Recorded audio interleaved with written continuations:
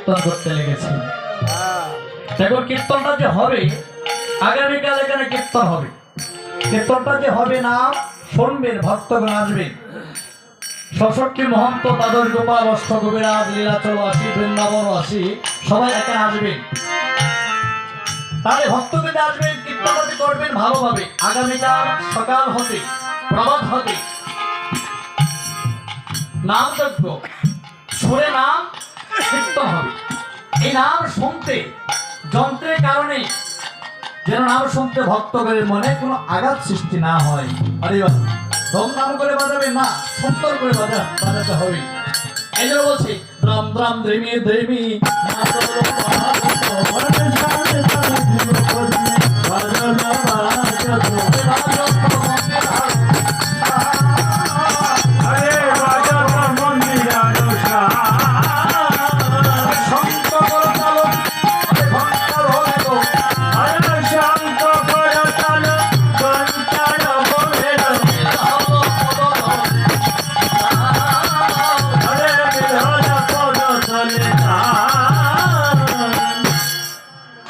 রাম ধাম দেবী দেবী মা ধরো বাজত, বাজত মন্দির আরো সাল, শঙ্খ করতাল ঘন্টা রবেল, মিল হলো পদতলে তাল।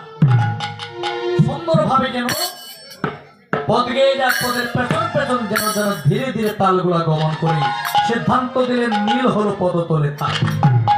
আরেকটা মিলন দিচ্ছে, যেহেতু ভক্তগণ আগমন করছে, বৈষ্ণবের আগমন ঘটে গিয়েছে, ভগবানের আগমন হলো, হরিহল আজ মিলন হলো রে,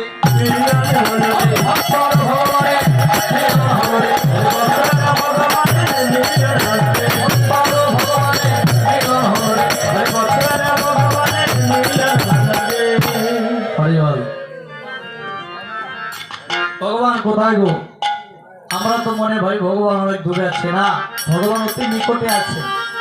হ্যাঁ, মহাপ্রভু বললেন ভক্ত আমার মাতা, ভক্ত আমার পিতা, ভক্ত আমার প্রাণ, আর ভক্তের হৃদয়ে আমার সতত বিশ্রাম। দূর নয়, অধিক আছে যদি আমরা জানতে পারি। এবার ভক্ত ভগবানের মিলন হচ্ছে। আহা, এবার দেখুন নদের নাগরিক কি করলেন, আরে কুদে